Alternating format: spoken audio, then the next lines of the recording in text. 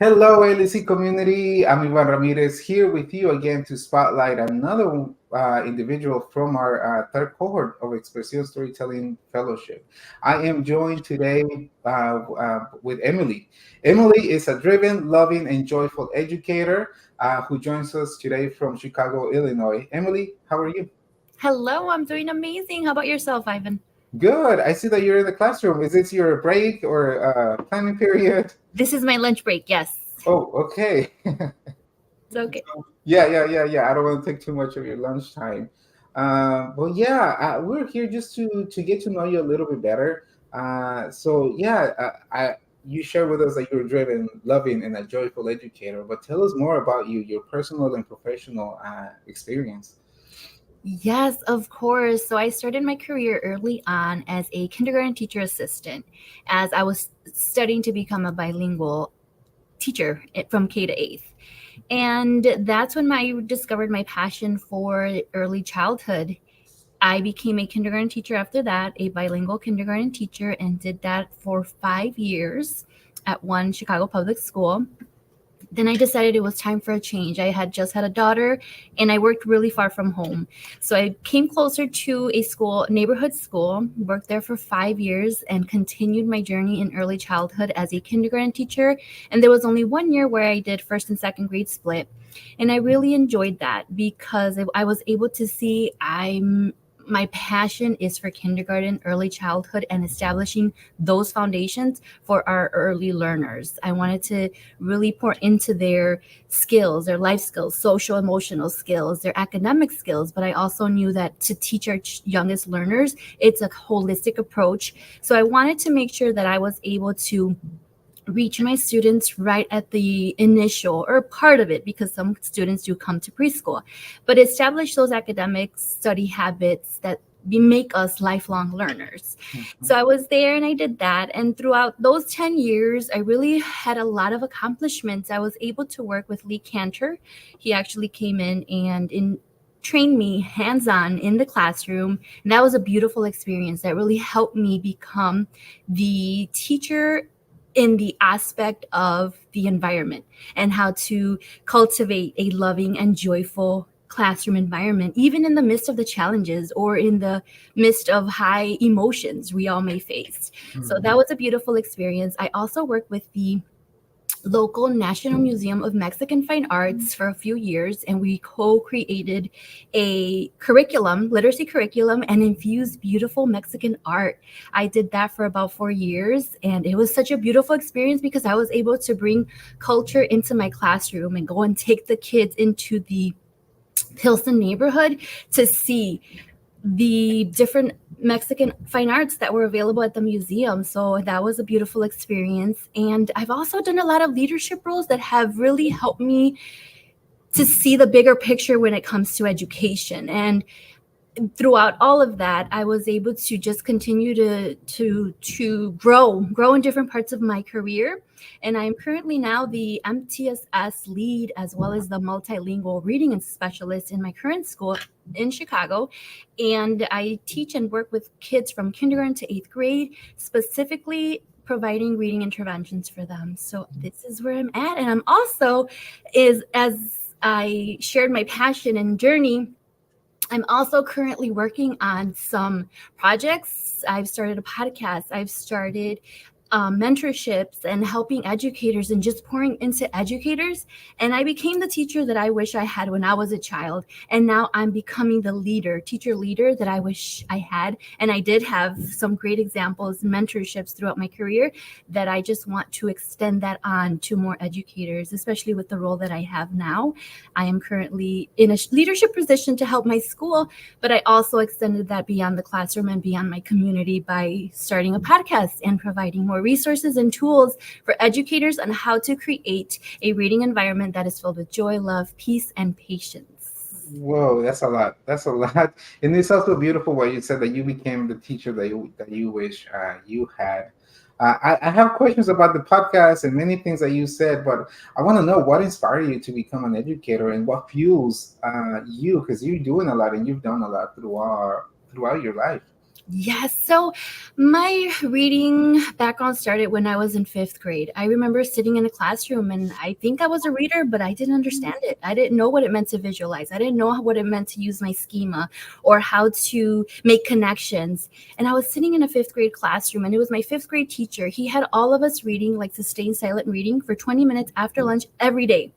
And I would sit there and just read, but I couldn't make a picture in my head. And then one day I had my mom buy me a book and it really transformed my ability to read. And I remember, like, I can visualize, I can use my schema, and I can do all these things. And it was because that teacher allowed us that time. And the most important thing that I will never forget was that as we were reading as a group, Mr. Taylor was sitting down at his desk reading with us. Yeah. And from that experience, I realized I wasn't the best reader, yet he chose me to work with a student who needed extra support.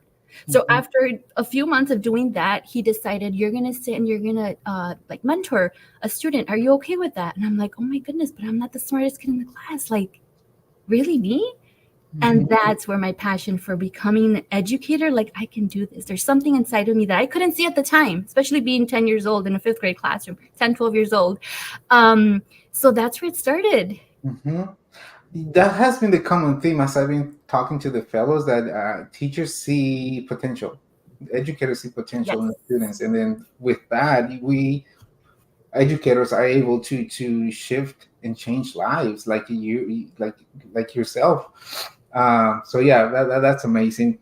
I do have a question, because with reading, you're passionate about reading. How are you working through? This is separate, but I'm just curious, through the loss of learning that we went through COVID, especially with reading. Yes. So I think that my career, my role right now has really allowed me to expand in that area.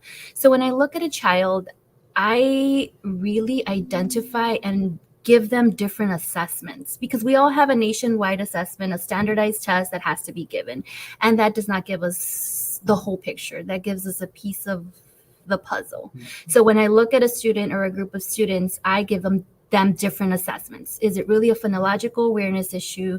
Is it really there's a gap in their comprehension, but why is that there? Or do they need to build their fluency? Do they just need practice? So I look at the different components in reading and what it means to read as well. And then that's one side. Then I get to know the student. Like, oh, how's your family life? Just naturally get to know my students, because I really want to dig deep and know what's going on in the background. Because sometimes that has a major effect on our learning, trauma, or if they're not getting enough sleep, or if they didn't eat a breakfast that morning. All of that is a factor in their ability to learn.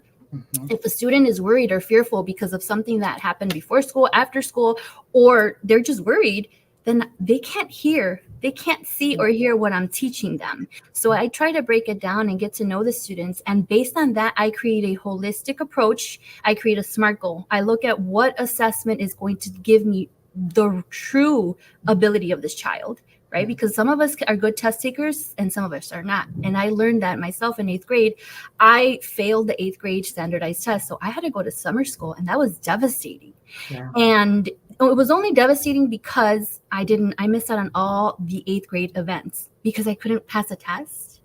So because of that, I have this different compassion and different approach. I'm going to help you and meet you where you are individually. And when I find out what it is that you need, whether it's social emotional support, whether it's resources, whether it's something to eat or a hug, right? Then I'm going to do what I'm going to do for my students what they need. So after I create that plan, I create a SMART goal that's individualized for the student. I look at what resources I need to use. And then I look at the assessment that I'm going to use to progress monitor and track my students to see, are they making gains?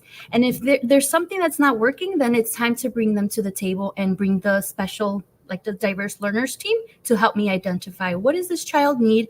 And we create a plan, an individualized learning plan. It sounds like you have a good team with you. So Yes, you're surrounded by a really good team. yes, I am. Yeah.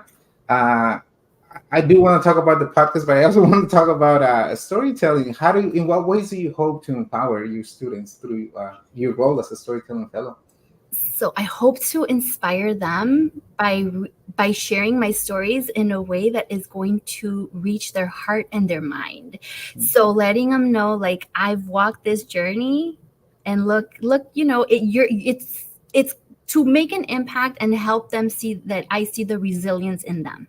I Mhm. see the potential in them because I've walked through different lives, trials and challenges, and look at how I navigated through them. So it's sharing my story with them, connecting with them, and allowing them to see once we get through the storm, on the other side is a rainbow. So don't Yeah. get.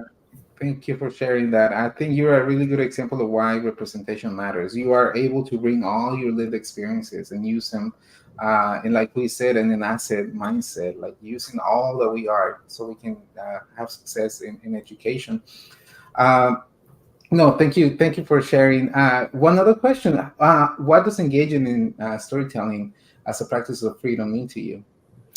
It means sharing my testimony, reaching an audience, and connecting with them on a different level that I would not be able to do otherwise. Storytelling is so impactful as a teacher, as an educator, as a woman, as a mom, as a wife. All the roles that we play, we want to share our story to help somebody, because the story that we have is meant to help others and it's meant to be told so others can see that there's a Yeah. story behind all of us.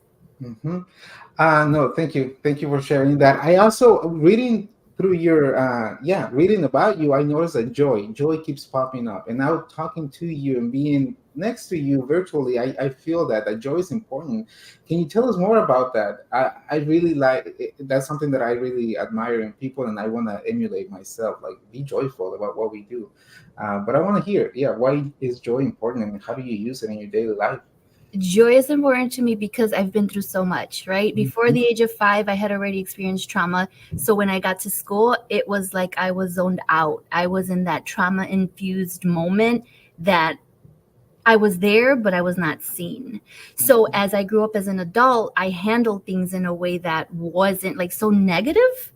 So I really had to heal and go. It's like you're peeling an onion to get down to the root. And when I got down to the root, I realized I have a choice. And that's where I had to shift my mind and the way I see things. And I know that everything is meant for my good, even a challenge. What am I meant to take away from this? Am Yeah. I meant to